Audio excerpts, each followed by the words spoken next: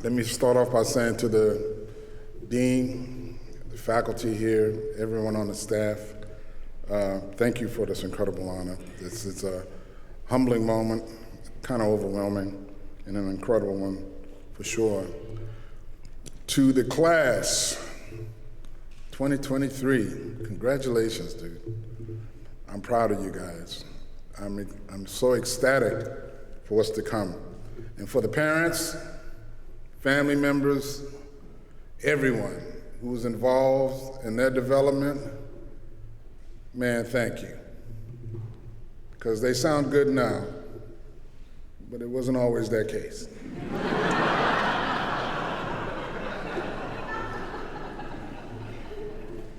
Your diligence in withstanding the sounds of all of those instruments at the beginning is a true testament for your love for your loved one. I told the class earlier, you know, my mom really, she doesn't have a memory of telling me to go practice in the backyard when her soaps were on when I was a kid. But I do, because all the neighbors used to come out telling me to go back inside.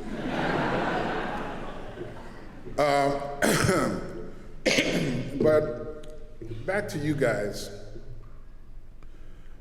You know, one of the reasons why I agree to do this type of thing is speaking to students is because I remember what it was like for me when I graduated. You know, I remember the amount of fear I had, the questions of what's next, you know. I also knew that I had a specific trajectory in mind as to what my career was going to be, you know. And while I'm all in favor of setting goals, and I think it's important to set your goals as high, dream big, dream beyond whatever you think you could ever do in life, make sure that you still maintain the openness for other things to enter into your life, you know. I'm reminded of my upbringing with my teachers.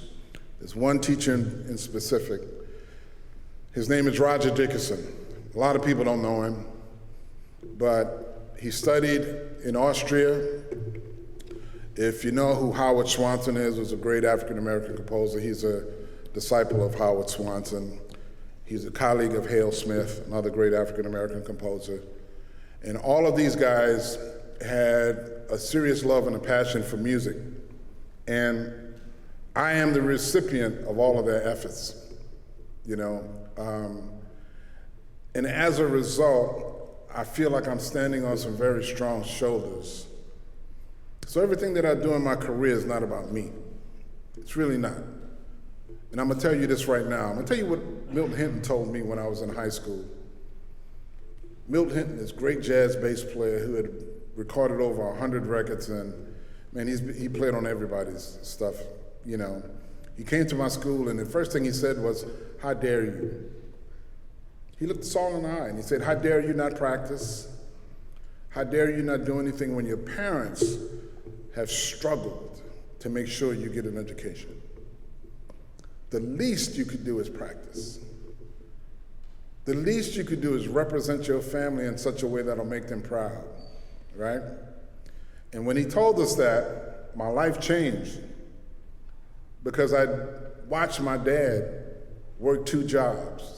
He sold insurance during the day, and then he would take a nap, and I would go to bed, and at 10:30, he would wake me up, no, at 10 o'clock, he would wake me up, and we'd watch The Honeymooners for 30 minutes, and then he would go to his night job, you know, working as an orderly at a hospital. That's what my dad did my entire life while I was growing up. I used to think my dad was crazy. He was a workaholic. He would come home and balance his books from the insurance company and then go work another job, right? And when Milt Hinton made that statement to me, it gave me so much respect about what my parents were doing for me. And I kept saying to myself, the least that I could do is be the best at what it is that I'm trying to do now, right? And couple that with this unwavering love for it, I felt blessed to be in that position. Not often do you get a chance to have parents who are supportive and find something that you love to do at the same time. That's a rarity. You guys probably have friends at other schools who are still trying to figure out what they want to do with their lives. You have a clue, right? You came here, which was your first smart move. So I'm going to tell you some stuff about my life growing up and entering into this business, because the thing that I want you to really understand that I'm no different than you. When I was in college, right, I went to Rutgers University. I was scared about what was going to happen in my life, but I always said, you know, man, I just want to play. So my professor, his name was Paul Jeffries, he was playing with Lionel Hampton, right? He was doing a gig a couple of weeks before school started. I didn't have a place to stay, so that's why I was staying at his home. He said, man, why don't you come with me on this gig with Lionel? He said, bring your horn, right? What's the definition of luck? When preparation meets opportunity. You've heard that about a million times, right? So we're on the bus, and I'm meeting with some of the guys, and we're hanging out. We get down to Philadelphia to play a gig, and I'm on the bandstand, and some of the guys in the band say, hey man, pull out your horn so we can hear you play. I'm 18 years old, right? I pull out my horn. I had no idea Lionel Hampton walked up right behind me. And he'll call everybody champ. He'd say, hey champ, let me hear you play a blues with the piano player. He heard me play, and he says, I like the way you play, I'm gonna call you. And I'm thinking he's just being nice. I was on the road with the band the next week, right? Now, had I not been prepared and that situation happened, I could have turned out to be one of those bitter guys. Oh, he don't understand what I'm doing. He doesn't get me. No, it's always the reverse, right? And I'm gonna bring it forward. I'm doing all of these things now because of the teachers that I had when I was a kid, because of the people that I entrusted my life to who showed me everything that I'm doing right now. I owe my entire life to them. Roger Dickinson, Hale Smith, Louise Winchester, Martha Francis, the list is endless. George Jensen. Those are all of my private teachers, trumpet and piano. So I'm gonna tell you a story I told the first class. You know, when I started writing music, all of a sudden, you know, I get hired to play on a film session for Spike Lee. You know, we had done School Days and we had done some other stuff. Now we're doing this film called Mo Better Blues, where he wants me to coach Denzel, and then, you know, we're gonna play the music for the musicians, for the actors to look like musicians on camera. So we had to do that before they shot the scene, or when they would shoot the scene. So I'm sitting at the piano as we took a break, and I'm playing something that I've written for one of my first albums that I'm going to do for Columbia Records. Spike walks up behind me and goes, man, that's nice, what is it? I said, it's a tune that I've written called Sing Soweto. I've written it for the young kids that were massacred in South Africa. And he goes, hey man, can I use it? Sure. That was such a silly question. And at the time, we just recorded it just as a solo trumpet piece, right? And I was just tickled pink that my little melody was going to be in a major picture, right? And if you've seen the movie, it's the scene where Denzel is out on the bridge playing his horn. Well, they shot the scene. I was there the night they shot it because I'm coaching Denzel and everything. They finished shooting the movie, and then they get it back to the editing room, and Spike feels like the scene is empty. And then he comes back to me. He goes, hey. I said, what, man? He said, do you think you could write a string arrangement for it? And I lied. Sure. Now, that was the moment where I called my mentor, Roger. Roger's, man, I wish you guys could really get to know this guy. He is a special person, you know. He is like my musical father. He's been with me since I was 15 years old. And anytime I have anything major occur in my life musically, he gets a phone call. all the time. So I called him up, and I'm thinking that he's gonna tell me exactly what to do. I have never written for orchestra in my life, but I studied composition, I just never studied orchestration, right? So I'm sitting there going, okay, Roger, man, I got this thing, dude, what do I do? And I'm sitting there waiting, and he goes, trust your training. I was like, excuse me? Trust your training. And I went, okay, let me figure out what that means. And he left it at that. So I got back to writing, and I said, okay, trust my training. I know things are voiced this way. If I want this stuff to sound, one of the things Roger always taught me is that if it works on the piano, it's gonna work when you write it for orchestra. So if I knew I wrote something that resonated a certain way in the lower registers of the piano, I'm gonna give that to the lower strings and lower brass. So I come up with this arrangement, right?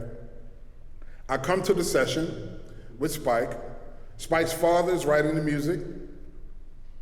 Spike's father comes to me after I hand him my score. He hands it back to me and he says, you wrote it, you conducted.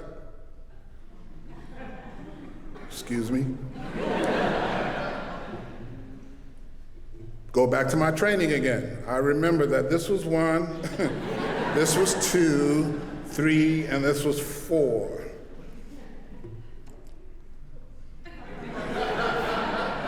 One, 2, 3, 4. This one just kind of didn't know what to do. He just kind of mimicked this one, right? So there it is, I'm up on the podium, shaking, nervous, but in a weird way excited. Standing in front of 70 musicians, waving my hands, having them play something that I've written. And after we finished it, Spike came up to me and he goes, hey man, you have a future in this business. And I thought he was just being nice, right? And he called me to do Jungle Fever, which was my first film. And we've done so many films since. We've been working together for 30 years. Now, the reason why I tell you that story is because the part I missed telling you is that when I was talking to you about your trajectory, my trajectory was to be Miles Davis, to be that cutting-edge jazz musician that lived his life only for his music. Nothing else mattered. And then I met Miles, and the first thing I realized, that wasn't happening. I'm not going to be Miles Davis. I love him, and he's always been my hero. But at that moment, it was terrifying, because then I had to think, well, who am I? What does this mean for me? That's where your training is going to kick in. Because I know you guys are excited about graduation. You think, oh man, we've made it. You have. You've done a lot of work, and you've accomplished a lot of goals.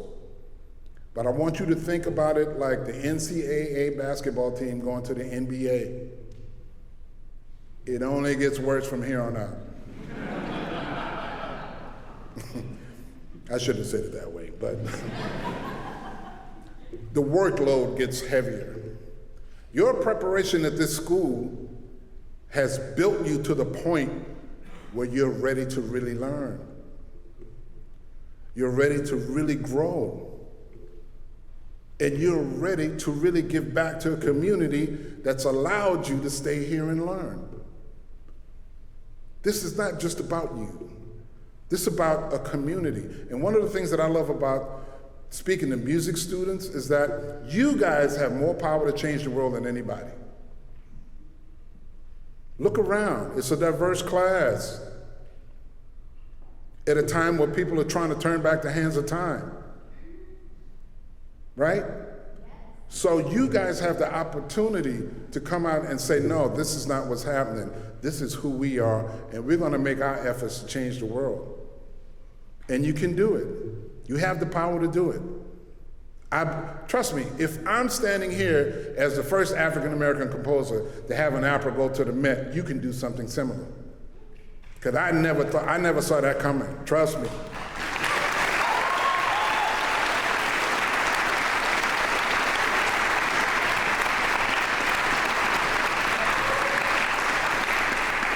Because here's the most important part about that. I get a lot of accolades for that acknowledgement. But the thing that I tell people all the time, I'm the first, but I never was the first qualified. Okay? And I recognize that. So this is not about having an ego.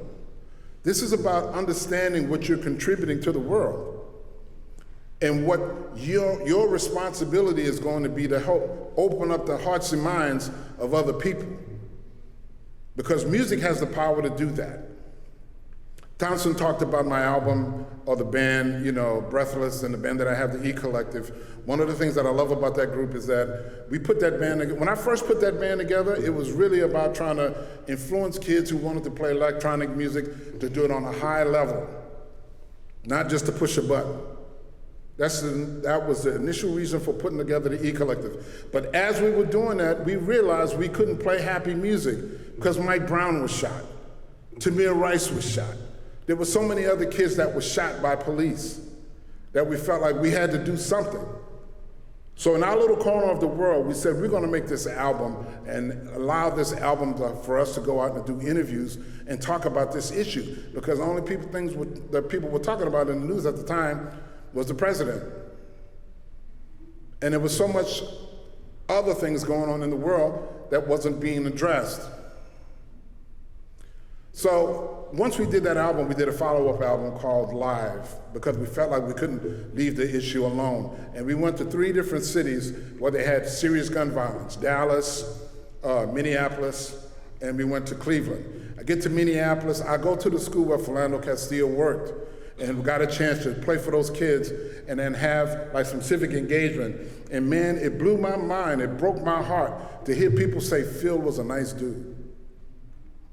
Because at that moment, he wasn't Philando Castile. Uh-oh, look at that, Alexa's talking to me. That's scary.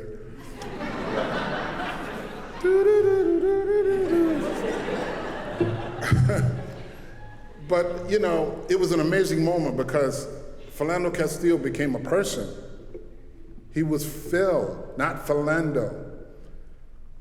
We go to Cleveland, and we're playing in Cleveland, and the guy comes up to me after the show, and he says, listen, man, I thought you were gonna play the music from A Tale of God's Will, which is a beautiful album. There's, the strings. He said, I really love that music. He said, but you played something else. And he said, the stuff that you played sounded really angry.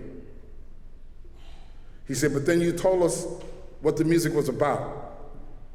And then that guy turned around and told me, he said, my next thought was, well, if the guy who created that music is this upset about this topic, I have to rethink my position on gun control.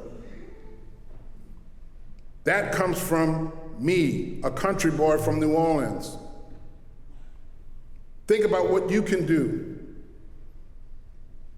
Think about how you can influence people by following your heart. You have the tools right now that you've gained at this school to create the most beautiful and compelling music on the planet. Put it to good use. Don't let it be self-serving. Be of service to others, right? That's really what this thing should be about. I also talked earlier to the school, the other class, about not feeling like there's any job in your chosen field that is beneath you. Because there isn't any. If you are really about the arts, be about the arts. Don't be about yourself. Be about the art. One of the things that I love about working with the people at the Met and having 2 operas being produced there is that there's a family of people that support each other in ways I've never seen before.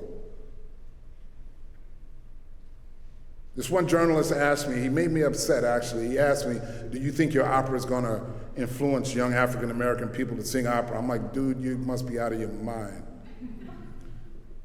These people have been singing opera for generations. You just haven't covered them, so you don't know.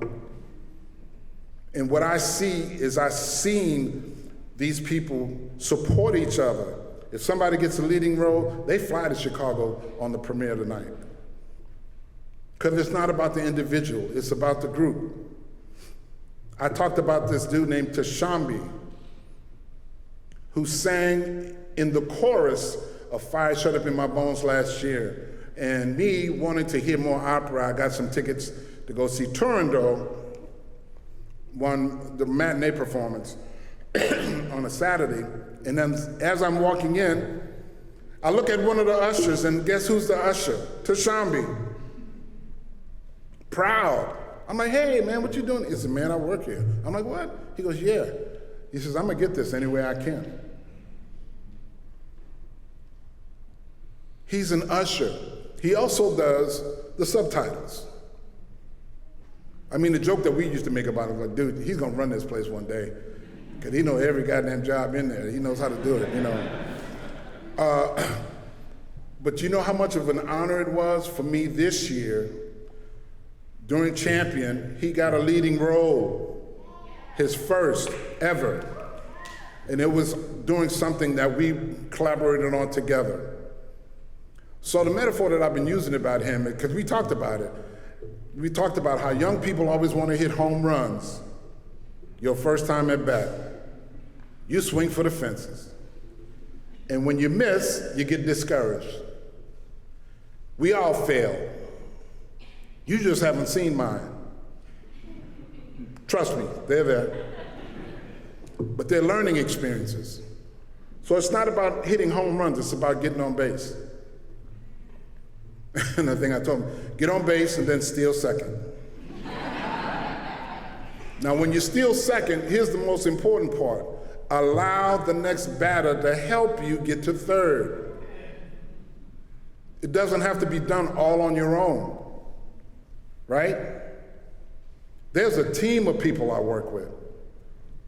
My manager, my publicist, my marketing person, they sit down and we have conversations about all of these projects that I've been doing. They come up with great ideas and we all pitch in together. It's not just me, orchestrator, the guys in the band, right? Allow them to contribute to your vision. Most of the people that I know who are control freaks don't succeed because they're chasing something that's not real, right? We all have this idea of what society is supposed to be, but the reality of it is that we're still working on it. We're still working on it. So learn how to work together. Learn how to allow people to bring things to your life and keep your mind open. I tell people all the time, man, look, the first time a dude asked me to write an opera, I tried to smell his breath, because I thought he had been drinking. I'm like, you want who to do what? Come here, man. But if I would have been closed-minded, I wouldn't have had these opportunities. I wouldn't be standing in front of you. I'd be sitting someplace bitter, talking about people don't understand what I'm doing. And I'm gonna tell you something else, man, you know, just as it occurred to me. Art Blakey was a person who was another major person in my life. And one of the things he used to tell us all the time, he says, listen, when it comes to music, tell me 3 things about music. Don't speak above your audience.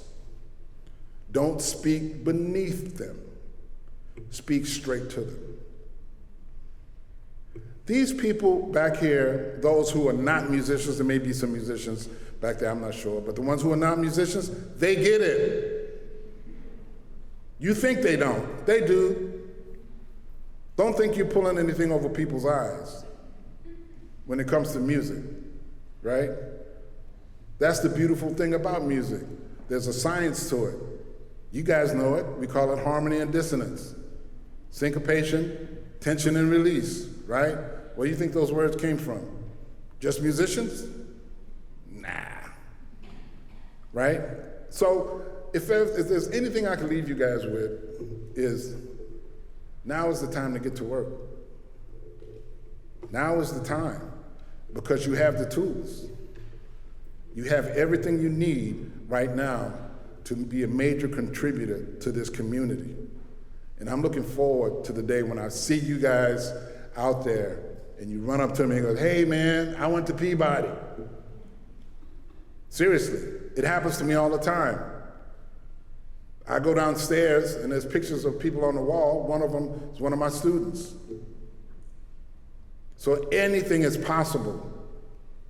Anything. If I'm standing before you doing this, I am no different. You're going to be doing the same thing someday. Trust me. But until that day, man, I'm proud of y'all. Extremely proud of you. And I'm excited about what you're going to do in the future, right? So on behalf of me and my family, congratulations to the class of 2023. Thank you.